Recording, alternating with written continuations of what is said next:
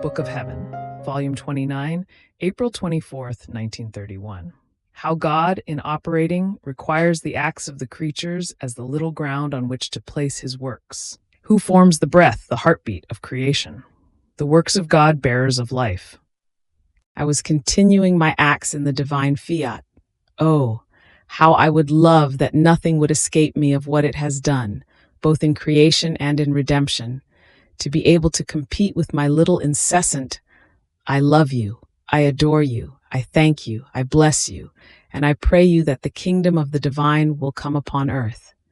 But while I was thinking of this, my lovable Jesus told me, My daughter, even though our divine operating superabounds, but so much that the creature cannot arrive at taking all the superabundance of the goods that we put in our creative works. Yet, in order to operate, we always require the little operating of the creature. And according to the more or the less of her operating, so we dispose the more or the less of the goods that we want to give in the work we want to do for the good of creatures. In fact, their operating serves us as little ground or space on which to place our goods. If a ground or space is small, we can place little. If it is large, we can place more. And if we want to place more, she will be incapable of taking and of comprehending what we have given her. See then how necessary is the little operating of the creature, so that our works may have life in the midst of the human generations. More so since, as the creature begins her little acts, her prayers, her sacrifices in order to obtain the good that we want to give her, she places herself in communication with her Creator. She opens a sort of correspondence, and all her acts are nothing other than little letters that she sends to him, in which she now prays, now cries, and now offers him her own life, to move him to give the good that we want to give her. This disposes the creature to receive it, and God to give it. If it were not so, the way would be missing, and all communications would be closed.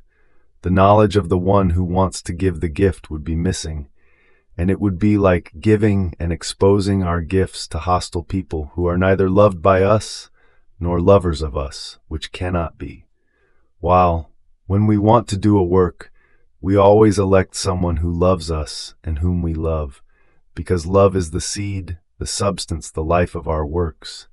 And when love is missing, the respiration, the heartbeat of a work are missing, and the gift received is not appreciated, and by not appreciating it, there is the danger for it to die at birth. Here, then, the necessity of your acts and of the sacrifice even of your life in order to make my divine will known and to make it rain.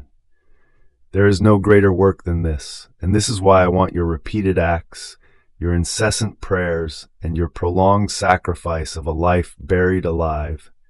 This is nothing other than the spacious ground on which to place such a great good.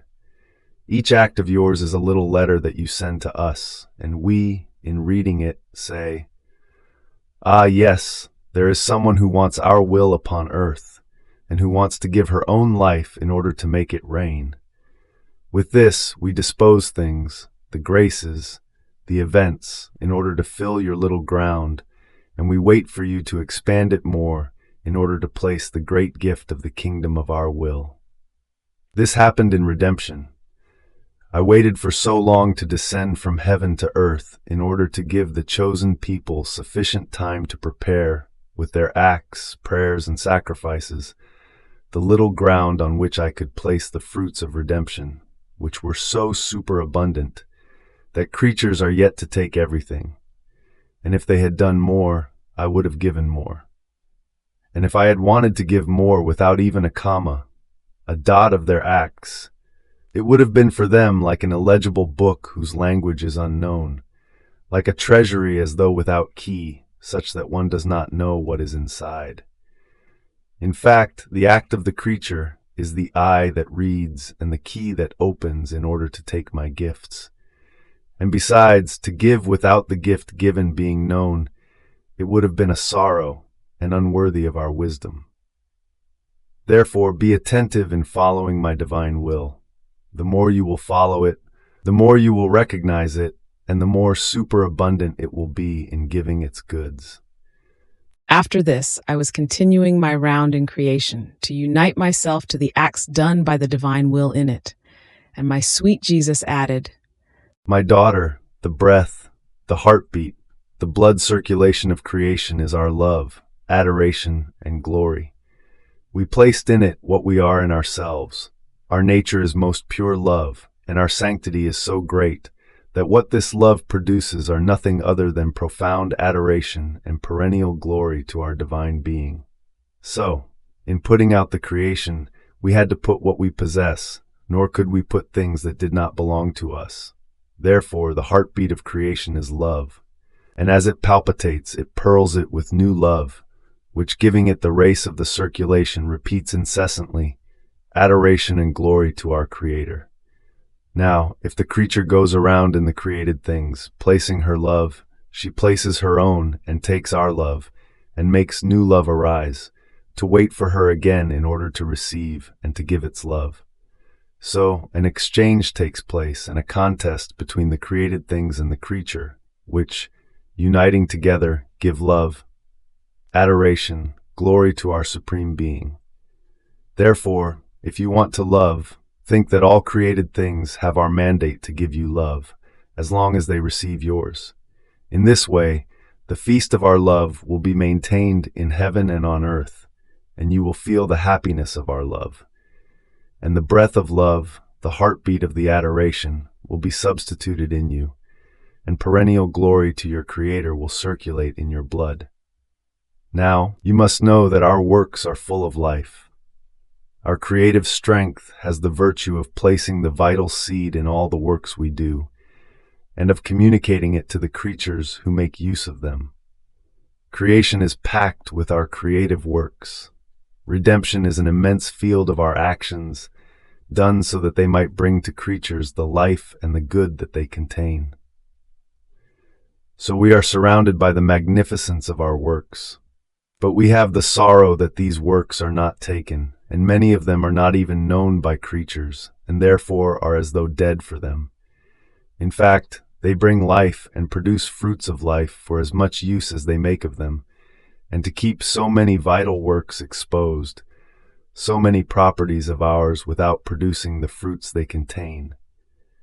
And even more, to see the creatures poor, weak, and without the life of true good, grieves us so much that you cannot comprehend into what condition of sorrow creatures put us.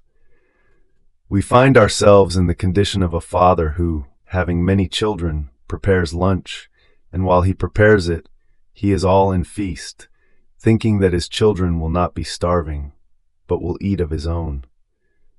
Then he sets the table. He arranges the plates with the variety of the foods he has prepared. Then he calls the children, that they might come and enjoy the nice foods he has prepared.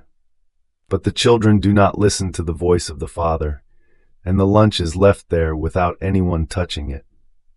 What is not the sorrow of this father in seeing that his children do not sit at his table and do not nourish themselves with the foods he has prepared? The mere looking at the table filled with foods causes him sorrow. Such are we, in seeing that the creatures do not care about the many works we have done with so much love for them. Therefore, the more you will take of our own, the more divine life you will receive. You will make us more content and will heal our deep wound of human ingratitude. Fiat.